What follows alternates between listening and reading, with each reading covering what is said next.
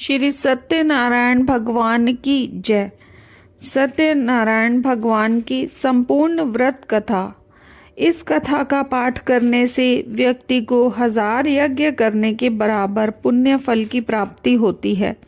सत्यनारायण भगवान व्रत कथा में भगवान विष्णु के सत्य स्वरूप के बारे में बताया गया है।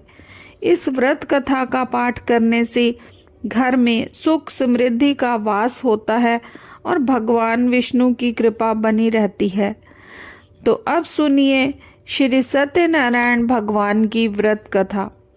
एक समय की बात है, नैमिषारण्य तीर्थ में शौनकादि 88,000 ऋषियों ने श्री सूत जी से पूछा, हे प्रभु, इस कलयुग में वेद विद्या रहित मनुष्यों को प्रभु भक्ति किस प्रकार मिल सकती है तथा उनका उद्धार कैसे होगा। हे मुनि श्रेष्ठ, कोई ऐसा तप बताइए जिससे थोड़े समय में ही पुण्य मिले और मन वांछित फल भी मिल जाए। इस प्रकार की कथा सुनने की हम इच्छा रखते हैं। सर्व शास्त्रों के ज्ञाता सूत जी बोले, हे वैष्णवों में पूज्य, आप सभी ने प्राणियों के हित की बात पूछी है, इसीलिए मैं एक ऐसे श्रेष्ठ व्रत को आपको बताऊंगा जिसे नारद जी ने लक्ष्मी नारायण जी से पूछा था और लक्ष्मीपति ने मुनि श्रेष्ठ नारद जी से कहा था। अब आप इसे ध्यान से सुनिए।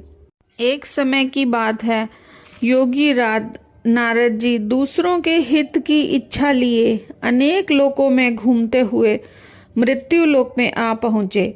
यहाँ उन्होंने अनेक योनियों में जन्मे प्राय सभी मनुष्यों को अपने कर्मों द्वारा अनेक दुखों से पीड़ित देखा।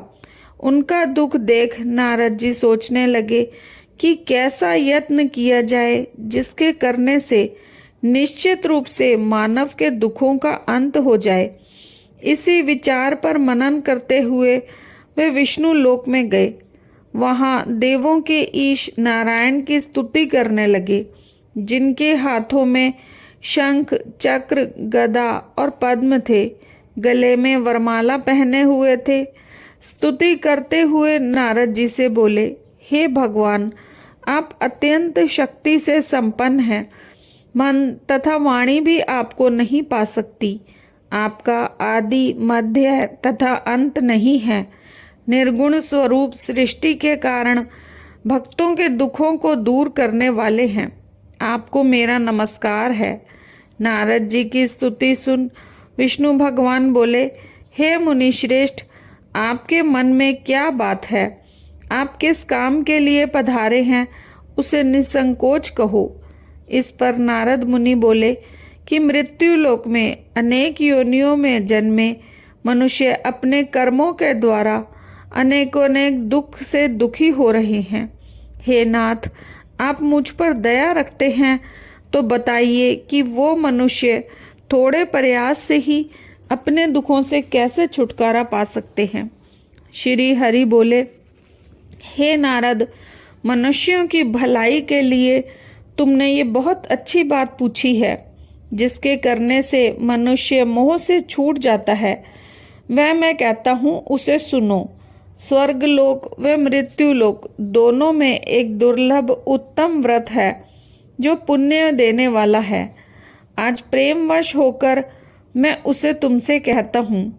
श्री सत्यनारायण भगवान का ये व्रत अच्छी तरह विधान पूर्वक करके मनुष्य तुरंत ही यहाँ सुख भोगकर मरने पर मोक्ष पाता है।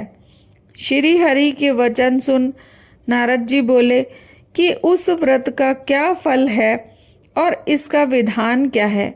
ये व्रत किसने किया था, इस व्रत को किस दिन करना चाहिए, सभी कुछ विस्तार से बताएं। नारद की बात सुन श्री हरि बोले, दुख व शोक को दूर करने वाला, सभी स्थानों पर विजय दिलाने वाला, मानव को भक्ति व श्रद्धा के साथ शाम को श्री सत्यनारायण की पूजा धर्मपरायण होकर ब्राह्मणों व बंधुओं के साथ करनी चाहिए। भक्ति भाव से नैवेद्य केले का फल, घी, दूध और गेहूं का सवाया आटा लें। गेहूं के स्थान पर साठी का आटा, शक्कर तथा गुड़ लेकर सभी भक्षण योग्य पदार्थों को मिलाकर भगवान का भोग लगाएं। ब्राह्मणों सहित बंधु बांधवों को भी भोजन कराएं। उसके बाद स्वयं भोजन करें। भजन कीर्तन के साथ भगवान की भक्ति में लीन हो जाएं। इस तरह से सत्यनारायण भगवान का ये व्रत करने पर मनुष्यों की सारी इच्छाएं निश्चित रूप से पूरी होती हैं। इस कलिकाल अर्थात कलयुग में मृत्यु लोक में मोक्ष का यही एक सरल उपाय बताया गया है। श्री सत्यनारायण व्रत कथा का पहला अध्याय संपूर्ण। बोलिए श्री सत्यनारायण भगवान की जय। सत्यनारायण भगवान की कथा का दूसरा अध्याय। श्री सूत जी बोले, हे ऋषियों, जिसने पहले समय में इस व्रत को किया था उसका इतिहास कहता हूँ, ध्यान से सुनो। सुंदर काशीपुरी नगरी में एक अत्यंत निर्धन ब्राह्मण रहता था। भूख प्यास से परेशान वह धरती पर घूमता रहता था। ब्राह्मणों से प्रेम करने वाले भगवान ने एक दिन ब्राह्मण का वेश धारण कर उसके पास जाकर पूछा, हे विप्र, नित्य दुखी होकर तुम पृथ्वी पर क्यों घूमते हो? दीन ब्राह्मण बोला, मैं निर्धन ब्राह्मण हूँ, भिक्षा के लिए धरती पर घूमता हूँ। हे भगवान, यदि इसका कोई उपाय जानते हो तो बताइए। वृद्ध ब्राह्मण कहता है कि सत्यनारायण भगवान मनोवांछित फल देने वाले हैं, इसीलिए तुम उनका पूजन करो। इसे करने से मनुष्य सभी दुखों से मुक्त हो जाता है। वृद्ध ब्राह्मण बनकर आए सत्यनारायण भगवान उस निर्धन ब्राह्मण को व्रत का सारा विधान बताकर अंतर्ध्यान हो गए। ब्राह्मण मन ही मन सोचने लगा कि जिस व्रत को वृद्ध ब्राह्मण करने को कह गया है उसे मैं जरूर करूँगा। ये निश्चय करने के बाद उसे रात में नींद नहीं आई। वह सवेरे उठकर सत्यनारायण भगवान के व्रत का निश्चय कर भिक्षा के लिए चला गया। उस दिन निर्धन ब्राह्मण को भिक्षा में बहुत धन मिला, जिससे उसने बंधु बांधवों के साथ मिलकर श्री सत्यनारायण भगवान का व्रत संपन्न किया। भगवान सत्यनारायण का व्रत संपन्न करने के बाद वह निर्धन ब्राह्मण सभी दुखों से छूट गया और अनेक प्रकार की संपत्तियों से युक्त हो गया। उसी समय से ये ब्राह्मण हर माह इस व्रत को करने लगा। इस तरह से सत्यनारायण भगवान के व्रत को जो मनुष्य करेगा वह सभी प्रकार के पापों से छूटकर मोक्ष को प्राप्त होगा। जो मनुष्य इस व्रत को करेगा वह भी सभी दुखों से मुक्त हो जाएगा। सूत जी बोले कि इस तरह से नारद जी से नारायण जी का कहा हुआ श्री सत्यनारायण व्रत को मैंने तुमसे कहा। हे विप्रो, अब मैं और क्या कहूँ? ऋषि बोले, हे मुनिवर, संसार में उस विप्र से सुनकर और किस किस ने इस व्रत को किया, हम सब इस बात को सुनना चाहते हैं। इसके लिए हमारे मन में श्रद्धा का भाव है। सूत जी बोले, हे मुनियों, जिस जिसने इस व्रत को किया है वे सब सुनो।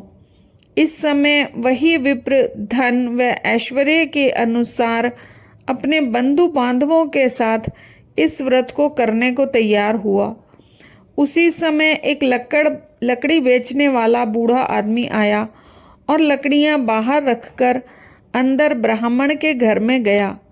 प्यास से दुखी व लकड़हारा उनको व्रत करते देख विप्र को नमस्कार कर पूछने लगा कि आप ये क्या कर रहे हो? तो उन्होंने बताया कि व्रत कर रहा हूँ तथा इसके करने से क्या फल मिलेगा, कृपया मुझे भी बताएं। ब्राह्मण ने कहा कि सब मनोकामनाओं को पूरा करने वाला ये सत्यनारायण भगवान का व्रत है। इनकी कृपा से ही मेरे घर में धन धान्य आदि की वृद्धि हुई है। विप्र से सत्यनारायण व्रत के बारे में जानकर लकड़हारा बहुत प्रसन्न हुआ। चरणामृत लेकर और प्रसाद खाने के बाद अपने घर गया। लकड़हारे ने अपने मन में संकल्प किया कि लकड़ी बेचने से जो धन मिलेगा आज उसी से श्री सत्यनारायण भगवान का उत्तम व्रत करूंगा। मन में इस विचार को ले बूढ़ा आदमी सिर पर लकड़ियां रख उस नगर में बेचने गया जहां धनी लोग रहते थे। उस नगर में उसे अपनी लकड़ियों का दाम पहले से 4 गुना अधिक मिला। बूढ़ा प्रसन्नता के साथ दाम लेकर केले, शक्कर, घी, दूध, दही और गेहूं का आटा ले और सत्यनारायण भगवान के व्रत की अन्य सामग्रियां ले अपने घर गया। वहां उसने बंधु बांधवों को बुलाकर विधि विधान से सत्यनारायण भगवान का पूजन और व्रत किया। इस व्रत के प्रभाव से वह बूढ़ा लकड़हारा धन, पुत्र आदि से युक्त हो संसार के समस्त सुख भोग अंतकाल में बैकुंठ धाम को चला गया। श्री सत्यनारायण व्रत कथा का दूसरा अध्याय संपूर्ण। बोलिए श्री सत्यनारायण भगवान की जय। सत्यनारायण भगवान की व्रत कथा का तीसरा अध्याय। सूत जी बोले, हे श्रेष्ठ मुनियों, अब आगे की कथा कहता हूँ। पहले के समय में उल्कामुख नाम का एक बुद्धिमान राजा था। वह सत्यवक्ता और जितेंद्रिय था। प्रतिदिन देव स्थानों पर जाता और निर्धनों को धन देकर उनके कष्ट दूर करता। उसकी पत्नी कमल के समान मुख वाली तथा सती साध्वी थी। भद्रशिला नदी के तट पर उन दोनों ने श्री सत्यनारायण भगवान का व्रत किया। उसी समय साधु नाम का एक वैश्य आया। उसके पास व्यापार करने के लिए बहुत सा धन भी था। राजा को व्रत करते देख वह विनय के साथ पूछने लगा, हे राजन, भक्ति भाव से पूर्ण होकर आप ये क्या कर रहे हैं?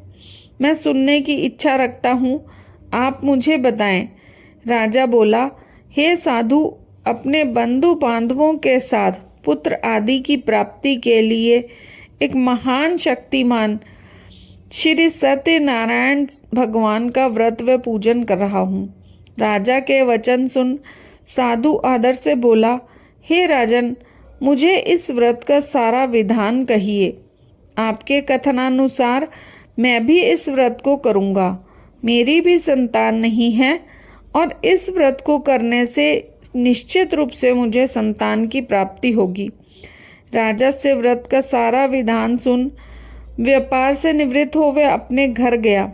साधु वैश्य ने अपनी पत्नी को संतान देने वाले इस व्रत का वर्णन कह सुनाया और कहा कि जब मेरी संतान होगी तब मैं इस व्रत को करूँगा। साधु के इस तरह के वचन अपनी पत्नी लीलावती से कहे। एक दिन लीलावती पति के साथ आनंदित हो सांसारिक धर्म में प्रवृत्त हो सत्यनारायण भगवान की कृपा से गर्भवती हो गई। 10वें महीने में उसके गर्भ से एक सुंदर कन्या ने जन्म लिया। दिनों दिन वे ऐसे बढ़ने लगी जैसे कि शुक्ल पक्ष का चंद्रमा बढ़ता है। माता पिता ने अपनी कन्या का नाम कलावती रखा। एक दिन लीलावती ने मीठे शब्दों में अपने पति को याद दिलाया कि आपने सत्यनारायण भगवान के जिस व्रत को करने का संकल्प किया था उसे करने का समय आ गया है। आप इस व्रत को करिए। साधु बोला कि हे प्रिय, इस व्रत को मैं इसके विवाह पर करूँगा। इस प्रकार पत्नी को आश्वासन देकर मैं नगर को चला गया। कलावती पिता के घर में वृद्धि को प्राप्त करने लगी। साधु ने एक बार नगर में अपनी कन्या को सखियों के साथ देखा तो तुरंत ही दूत को बुलाया और कहा, मेरी कन्या के योग्य वर देखकर आओ। साधु की बात सुन दूत कंचन नगर में पहुंचा और वहां देखभाल कर लड़की के सुयोग्य वाणिक पुत्र को ले आया। सुयोग्य लड़के को देख साधु ने बंधु बांधवों को बुलाकर अपनी पुत्री का विवाह कर दिया। लेकिन दुर्भाग्य की बात कि साधु ने अभी भी श्री सत्यनारायण भगवान का व्रत नहीं किया। इस पर भगवान क्रोधित हो गए और श्राप दिया कि साधु को अत्यधिक दुख मिले। अपने कार्य में कुशल बनिया जमाई को ले समुद्र के पास स्थित रत्नासारपुर नगर में गया वहां जाकर दामाद ससुर दोनों मिलकर राजा चंद्रकेतु के नगर में व्यापार करने लगे। एक दिन भगवान सत्यनारायण की माया से एक चोर राजा का धन चुराकर भाग रहा था। उसने राजा के सिपाहियों को अपना पीछा करते देख चुराया हुआ धन वहीं रख दिया जहां साधु अपने जवाई के साथ ठहरा हुआ था। राजा के सिपाहियों ने साधु वैश्य के पास जा धन पड़ा देखा तो वह ससुर जवाई दोनों को बांधकर प्रसन्नता के साथ राजा के पास ले गए और कहा कि हम उन दोनों चोरों को पकड़कर लाए हैं, आप आगे की कार्रवाई की आज्ञा दें। राजा की आज्ञा से उन दोनों को कठिन कारावास में डाल दिया गया और उनका सारा धन भी उनसे छीन लिया गया। श्री सत्यनारायण भगवान के श्राप से साधु की पत्नी भी बहुत दुखी हुई। घर में जो धन रखा था उससे चोर चुरा ले गए।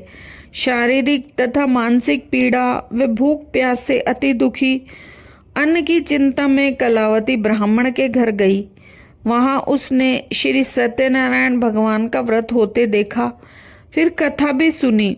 प्रसाद ग्रहण कर रात को घर वापस आई।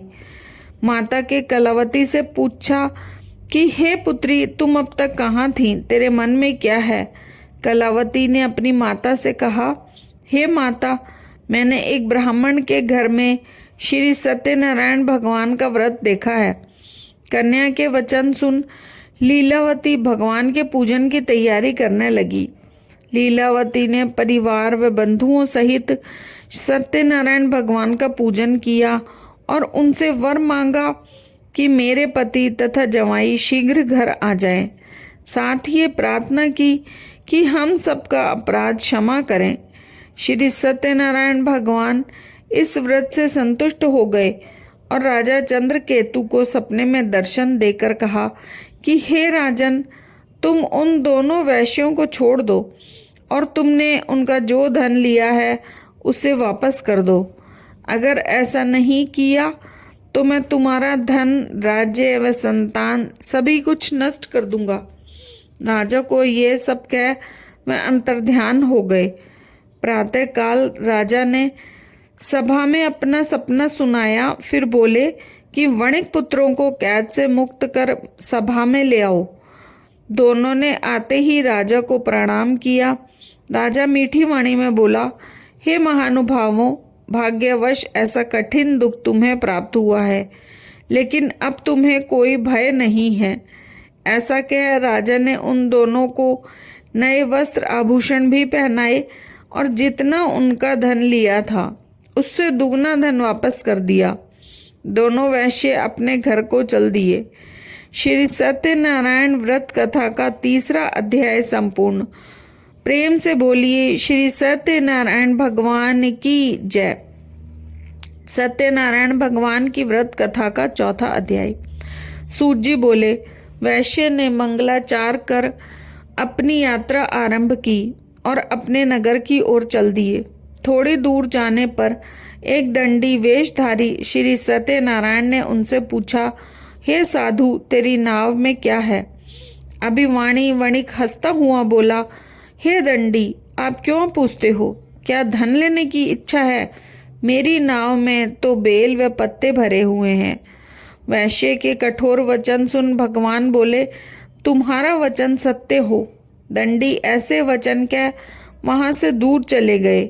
कुछ दूर जाकर समुद्र के किनारे बैठ गए। दंडी के चले जाने के बाद साधु वैश्य ने नित्य क्रिया के पश्चात नाव को ऊंची उठती देख अचंभा माना और नाव में बेल पत्ते आदि देख वह मूर्छित हो जमीन पर गिर पड़ा। मूर्छा खुलने पर अत्यंत शोक में डूब गया। तब उसका दामाद बोला कि आप शोक ना मनाएं, ये दंडी का शाप है, इसलिए हमें उनकी शरण में जाना होगा, तभी हमारी मनोकामना पूरी होगी। दामाद की बात सुन वह दंडी के पास पहुंचा और अत्यंत भक्ति भाव से नमस्कार कर बोला, मैंने आपसे जो असत्य वचन कहे थे उनके लिए मुझे क्षमा कर दें। ऐसा कहकर महान शोकातुर हो रोने लगा। तब दंडीधारी भगवान बोले, हे वणिक पुत्र, मेरी आज्ञा से बार बार तुम्हें दुख प्राप्त हुआ है, मेरी पूजा से विमुख हुआ। साधु बोला, हे भगवान, आपकी माया से ब्रह्मा आदि भी देवता आपके रूप को नहीं पहचानते, तब मैं अज्ञानी कैसे जान सकता हूँ। आप प्रसन्न होइए, अब मैं सामर्थ्य के अनुसार आपकी पूजा करूँगा। मेरी रक्षा करो और पहले के समान मेरी नौका में धन भर दो। साधु के भक्ति पूर्वक वचन सुन भगवान प्रसन्न हो गए और उसकी इच्छा अनुसार वरदान देकर अंतर्ध्यान हो गए। ससुर जमाई जब नाव पर आए तो उनकी नाव धन से भरी हुई थी। फिर वहीं अपने अन्य साथियों के साथ सत्यनारायण भगवान का पूजन कर अपने नगर को चल दिए। जब नगर के नजदीक पहुंचे तो दूत को घर पर खबर करने के लिए भेज दिया। दूत साधु की पत्नी को प्रणाम कर कहता है कि मालिक अपने दामाद सहित नगर के निकट आ गए हैं। दूत की बात सुन साधु की पत्नी लीलावती ने बड़े हर्ष के साथ सत्यनारायण भगवान का पूजन कर अपनी पुत्री कलावती से कहा कि मैं पति के दर्शन को जाती हूँ, तू कार्य पूर्ण कर शीघ्र आ जाना। माता के ऐसे वचन सुन कलावती जल्दी में प्रसाद छोड़ अपने पति के पास चली गई। प्रसाद की अवज्ञा के कारण श्री सत्यनारायण भगवान रुष्ट हो गए और नाव सहित उसके पति को पानी में डुबो दिया। कलावती अपने पति को ना पाकर रोती हुई जमीन पर गिर गई। नौका को डूबा हुआ देख और कन्या को रोता देख साधु दुखी हो बोला, हे प्रभु, मुझसे तथा मेरे परिवार से जो भूल हुई है उसे क्षमा करें। साधु के दीन वचन सुन श्री सत्यनारायण भगवान प्रसन्न हो गए और आकाशवाणी हुई, हे साधु, तेरी कन्या मेरे प्रसाद को छोड़कर आई है, इसीलिए उसका पति अदृश्य हो गया है। यदि वे घर जाकर प्रसाद खाकर लौटती है तो इसे इसका पति अवश्य मिलेगा। ऐसी आकाशवाणी सुन कलावती घर पहुंचकर प्रसाद खाती है और फिर अपने पति के दर्शन करती है। उसके बाद साधु अपने बंधु बांधवों सहित श्री सत्यनारायण भगवान का विधि विधान से पूजन करता है। इस लोक का सुख भोग वह अगले अंत में स्वर्ग जाता है। श्री सत्यनारायण व्रत कथा का चौथा अध्याय संपूर्ण। प्रेम से बोलिए श्री सत्यनारायण भगवान की जय। श्री सत्यनारायण भगवान की व्रत कथा का 5वां अध्याय। सूत जी बोले, हे ऋषियों, मैं और भी एक कथा सुनाता हूँ, उसे भी ध्यान पूर्वक सुनो। प्रजा पालन में लीन तुंगध्वज नाम का एक राजा था। उसने भी भगवान का प्रसाद त्याग कर बहुत ही दुख सहन किया। एक बार वन में जा वन्य पशुओं को मार वह बड़ के पेड़ के नीचे आया। वहां उसने ग्वालों को भक्ति भाव से अपने बंधुओं सहित सत्यनारायण भगवान का पूजन करते देखा। अभिमानवश राजा ने उन्हें देखकर भी पूजा स्थान में नहीं गया और ना ही भगवान को नमस्कार किया। ग्वालों ने प्रसाद दिया, लेकिन वह प्रसाद भी नहीं खाया और प्रसाद को वहीं छोड़ अपने नगर को चला गया। जब नगर में पहुंचा तो वहां सब कुछ तहस नहस हुआ पाया, तो वह शीघ्र ही समझ गया कि सब भगवान ने ही किया है। वह दोबारा ग्वालों के पास पहुंचा और विधि पूर्वक पूजा करके प्रसाद खाया तो श्री सत्यनारायण भगवान की कृपा से सब कुछ पहले जैसा हो गया। दीर्घ काल तक सुख भोगने के बाद मरणोपरांत उसे स्वर्ग लोक की प्राप्ति हुई। जो मनुष्य परम दुर्लभ इस व्रत को करेगा तो भगवान सत्यनारायण की अनुकंपा से उसे धन धान्य की प्राप्ति होगी। निर्धन धनी हो जाता है और भय मुक्त हो जीवन जीता है। संतानहीन मनुष्य को संतान सुख मिलता है और सारे मनोरथ पूर्ण होने पर मानव अंत काल में वैकुंठ धाम को जाता है। सूत जी बोले, जिन्होंने पहले इस व्रत को किया है अब उनके दूसरे जन्म की कथा कहता हूँ। वृद्ध शतानन ब्राह्मण ने सुदामा का जन्म लेकर मोक्ष की प्राप्ति की। लक्कड़हारे ने अगले जन्म में निषाद बनकर मोक्ष प्राप्त किया। उल्का मुख नाम का राजा दशरथ हो बैकुंठ को गए। साधु नाम के वैश्य ने मोरध्वज बनकर अपने पुत्र को आरे से चीरकर मोक्ष पाया। महाराज तुंगध्वज ने स्वयंभू होकर भगवान में भक्ति युक्त हो कर्म कर मोक्ष पाया। इति सत्यनारायण व्रत कथा का 5वां अध्याय संपूर्ण। प्रेम से बोलिए श्री सत्यनारायण भगवान की जय।